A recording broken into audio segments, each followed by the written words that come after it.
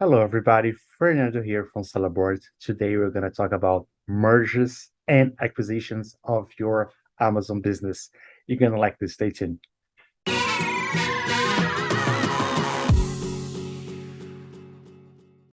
Hello, everybody. Fernando here from sellerboards. I have here today Yael Cabilly, one of the co-founders of Fortunets. Yael, thank you so much for being here today. Thank you for having me, Fernando. How are It's our you? pleasure. Thank you. I'm fine. How are you?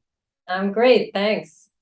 Yeah, I have a question for you. Can you tell me and us, everybody that's listening, what is Fortinet? So Fortinet is an investment bank. We help sellers with their exit, mostly medium and large e-commerce businesses. A lot of FBA, Amazon FBA businesses. When they want to exit, we really take them through the entire process from the beginning, when the strategy, when to sell, the preparation for sale, and then through the exit until the money is in their pocket. Okay. And what do you need to what is the prerequisites for a store to be sold? So any good store, any good business with good profits could potentially sold. The smaller one, the bigger one, as long as the margins are decent, the product is good. A business What could. is a decent margin? Good question. um, a business that has 5, 8%, 10% is difficult to sell. Today, most Oh, of the even buyers are looking. 10% is not considered good enough. Most buyers are looking for 18, 20% and up, especially after this past year with the margin shrinking, the price of PPC going up, and all the logistics the went probably triple what they were 2 years ago or a year and a half ago. Most buyers are looking for decent margins. And what else? I'm sorry, I interrupted you. What else do we need to have a brand sold? Yeah. So as I said, so margin is the first one. Growth. Most buyers are looking for a growing business. So if we go to market, and it happened to us, if we go to market with a business that's growing, but then during the process starts going down, that's something that scares some of the buyers, and they're not sure where this business is going. And most buyers are looking for a growing business year over year, and also in the last 3 months. The last 3 months are pretty important. Okay. Do you need a patent to be bought? Do you need what? A A patent? patent, yes.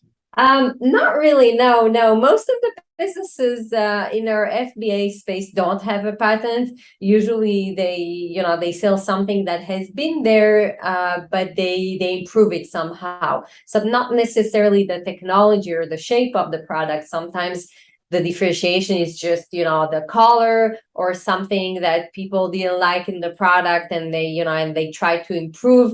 But not all businesses have a Mhm. patent. Those who have a patent sometimes have a higher valuation. Okay. Do the buyers and aggregators, do they look like social media followers? Um, yes and no. It's a good question.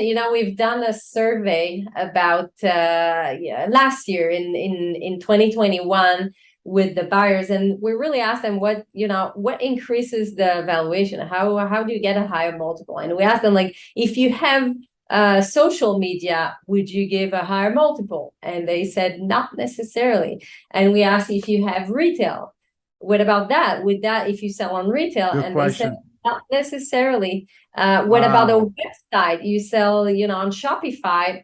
Not necessarily. So at the end, they really, if merely having a Shopify or social media isn't enough, they would give you a higher multiple only if it's significant. If you really have sales on Shopify, if your social media really bring traffic, Just having it doesn't really improve the multiple. What about seasonal products? Seasonal products have a market. People, buyers would buy them, but then the buyers are more restricted. So, instead of dozens of buyers on your business, you would have maybe a few or less than 10. So that's it's a matter of demand. It's sellable. It's just that you have less buyers interested. So let's say if I'm selling beach towels, you would recommend for me to have like a wider range of products so I can sell year round and be more. Yeah. Right, exactly. So you at the end it's a matter of risk. So when it's riskier, you have less buyers, or you have the buyers, but they would give you a lower multiple because of the risk. If you have on the same business several products, some sold in the summer and some will be sold during Christmas and some during the winter, then it's not such a risky account by itself. Okay, question for you. Do sellers only sell business to aggregators? No, many people think that. No, aggregators are not the only buyers. Of course, if you look at 2021, they were the most active buyers. They buy fast. They need to deploy. They've raised hundreds of millions of dollars, and they need to deploy them quickly. So they're usually faster. But we've seen actually even more so this year. We've seen other types of buyers, like private equities. We've seen VCs. We're working with the larger businesses. We're working on strategic buyers, or for them it would be a strategic acquisition. So there are private buyers, of course. So there are many types of buyers. Again, the aggregators are extremely active. So sometimes the other buyers don't even take the deal, but they contributed to the competition, to the competitive process, and having them in this process really increases the valuation. Oh, nice. So you mean like you have an aggregator that's interested in you and also a private buyer, and they both are competing for the business. So at the end of the day, you get a better deal. Generally speaking, if you sell a business, you want to run a competitive process. If you show it to one or two buyers, you get some results. When you show it to over 100 or 200 or more, the result is completely different. So when it's a good business, as I said, growing, good margins, usually you have many buyers competing against each other, and you need to know how to play with multiple bids. So usually they compete against each other until you get to a point where there's one buyer who is bidding much more than others, and you're looking for that one. You never know who it is.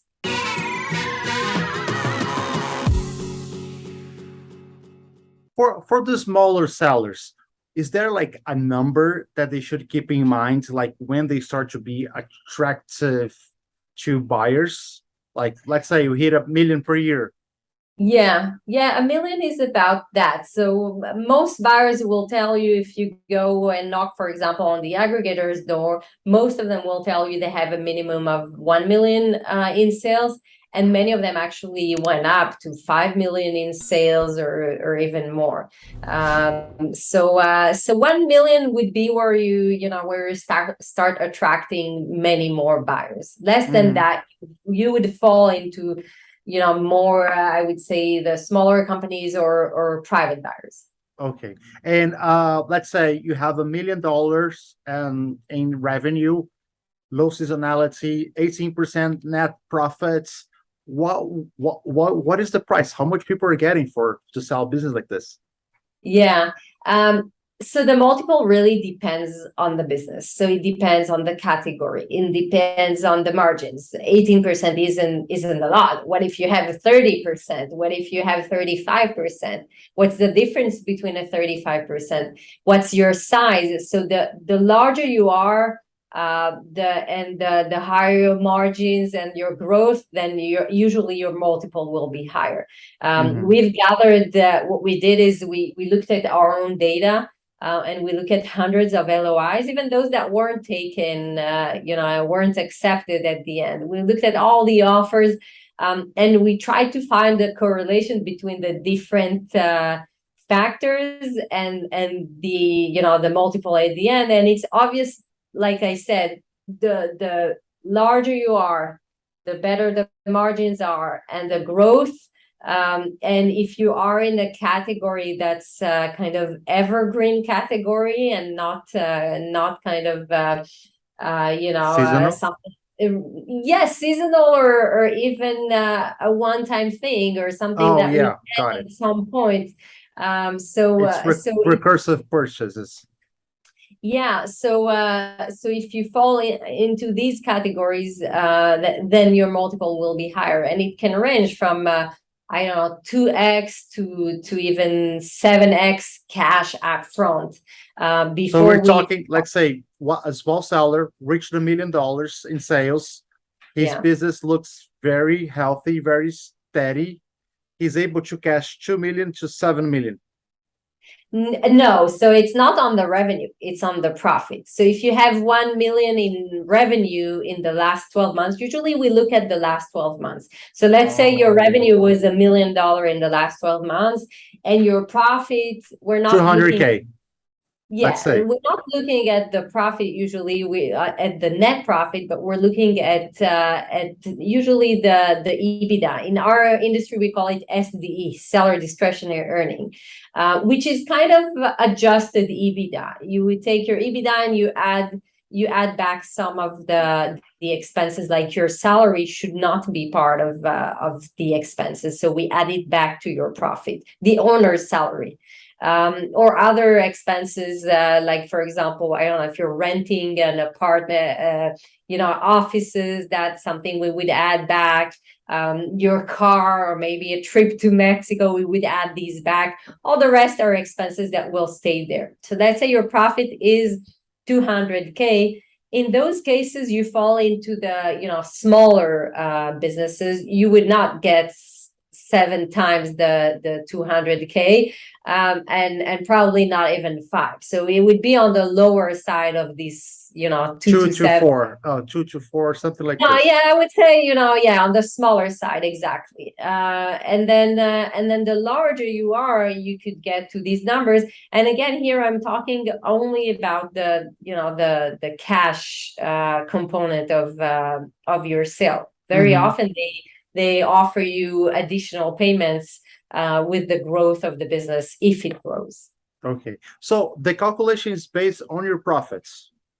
Yes, exactly. On their profit in the last 12 months in most cases. Okay, so but I start to pay, we start to call attention of the buyers when you get to 1 million gross income. Yeah, revenue. Gross revenue. Okay, so Yeah. gross revenue start calling attention, but you remember that you're going to be paid by your profits. Exactly. Got Yes. it. Okay. Tell me something about M&A. First, what is it? M&A is mergers and acquisitions. In our Oh, space, we're talking mostly about acquisitions and not so much mergers. But that's the generally expression. Most of the people handling acquisition also handle merger. okay. How's the market right now? The market, there's a lot of talks around what's going on there. Are buyers still buying? What happened to the aggregators? There are, some of the aggregators were in 2022 halfway. Many of the aggregators stopped buying at the beginning of the year for a few months. Thrasio is one of them, Perch and others. But there are still, 70 maybe around aggregators only who continue to buy businesses. So the market as we see it, and that's only the aggregators, not talking about the other buyers that came in. We still see a healthy market for businesses that are growing and still look good. You can end up with like 12, 15 offers on your business and still very good multiples. And if you look at smaller businesses, those that are declining, these are more difficult to sell this year, more than ever. Mm-hmm. Mm-hmm. But they were always difficult to sell. A business that's declining deters most of the buyers. If they buy it, it would be at a lower profit, lower multiple, sorry. Okay. Are the buyers looking for brands that are selling well, Shopify, Walmart, Etsy? Are they looking at those markets too? Yeah, they are. Yeah, you mean as As an extension of your Amazon business? As an extension, yeah. So like I said, when we asked buyers, it's same as social media. They're interested in these channels if the seller is doing well on these channels. They won't buy a business or give it a higher multiple just because it's on Walmart and 5% of the sales are on Walmart. That's not a reason to increase the multiple. But if they're doing well on other channels, then it's an advantage. We have, when you have too many channels, when you have like 20 channels, that can be difficult for some of the buyers, for them to operate the business, and it can be deterring for some.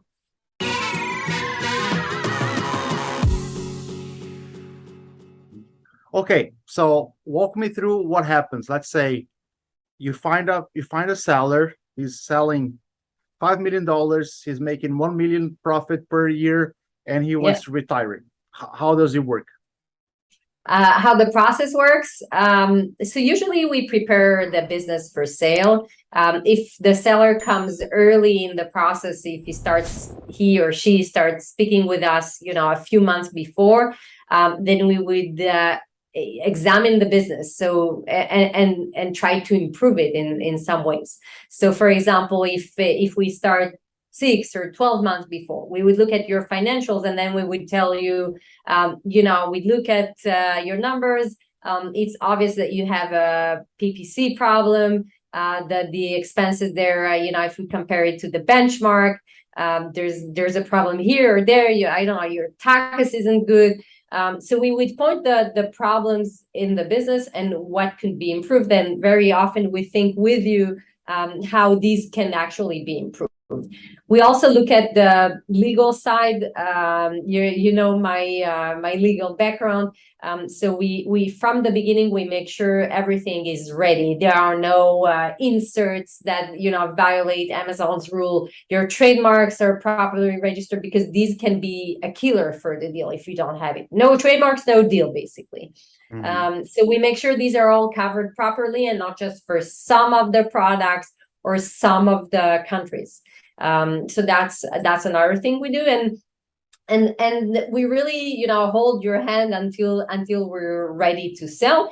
And then when we think it's the right time, per the strategy that we've defined together, we prepare a deck, like a marketing deck about your business, and we take that and we go to market for all the relevant buyers. So nice. You want, as I said earlier, you want to have a strong competitive process, and when you present your numbers in the best way you can, and you present your the story of the brand with all the advantages of that brand in a strong deck, and you present it to all the possible buyers, you've reached the maximum for this particular brand, and you couldn't get more. So that's kind of the process that's done, generally in investment banks, and in particular in at Fortunate. At Fortunate, we start, as I said earlier, because we see the result. In some cases, we even, we've been able to help the seller improving the margins significantly during that preparation. Before yeah. sell. Yeah. Nice. Is it possible for the sellers to sell like a part of their business and still continues to be If you have several brands, you could sell only one brand and keep the others, but you can't really separate a brand, like sell some of the products and some not, because there's the brand registry. The buyer wants to hold the trademark, the brand registry, and everything. So it's a little complicated to sell only part of it. And even if you do, and it's two brands, you have to take it out of the account. Usually they want to buy the account and just transfer it to the buyer. Mm-hmm. If you have a business that's doing well, but it's like a one-time purchase, it's not a recurrent purchase, is it okay to try to sell your business like this too? Yeah, again, when I said one time, what I meant is a product that, for example, the spinners, okay? Remember that it was a thing of a few months. Oh, it's a fad. Yeah, it's a Yeah, fads. It's a fads. exactly. Right. So these are not gonna stay there forever, and so these are a product that will be difficult to sell. It's a trend. Trendy products are difficult to sell. But if it's a product that when I say evergreen, and when buyer come to us, I want evergreen product, they mean, products that have been here for a while and will be there in 10, Got 20 it. years. That's what they mean. Got An it. Got it. iPhone cover can be more difficult to sell because you have to change it every once in a while, because the phone changes, and then the listing that you've just bought for 5 million maybe won't be won't be the one you'll be using in a year, because you'll have to launch a new listing with new reviews for the new version of the iPhone.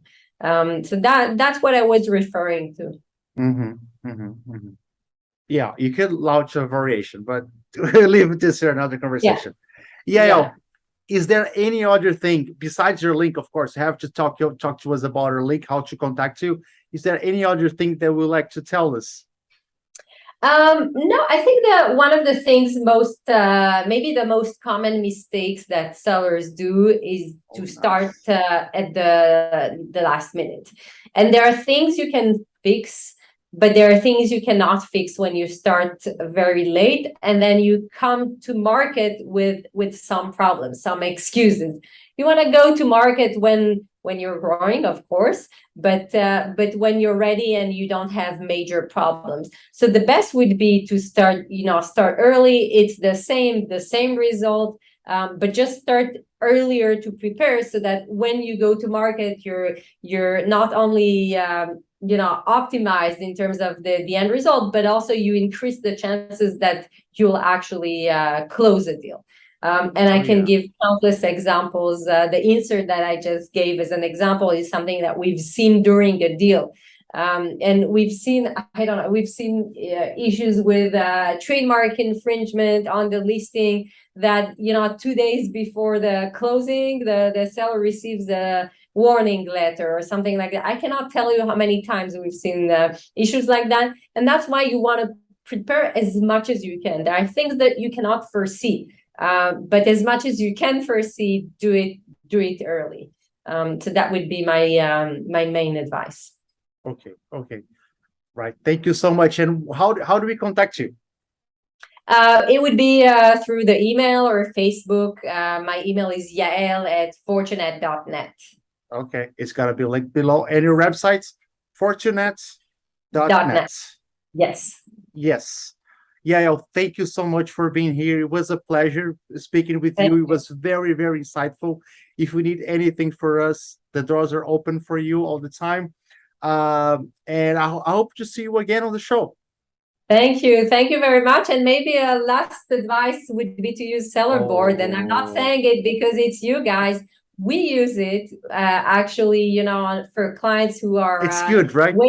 Waiting for the sale. Yes, it's an amazing tool, I think, for sellers. I like it too. Yeah. So I'm really saying that honestly, not because it's you. You can ask our clients.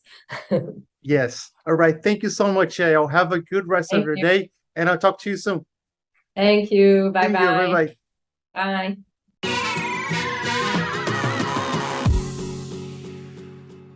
Thank you so much for watching the interview. I hope you liked it. If you have any questions, don't forget the links are below. And if you never heard about seller boards, you have to try it. You're going to give you all your numbers that you need to run your Amazon business. Plus, you're going to see inventory. You're going to see your expenses. You're going to have all your profit margins, everything that you need to run a successful business on Amazon. You have to check it out, Seller Board. Thank you so much.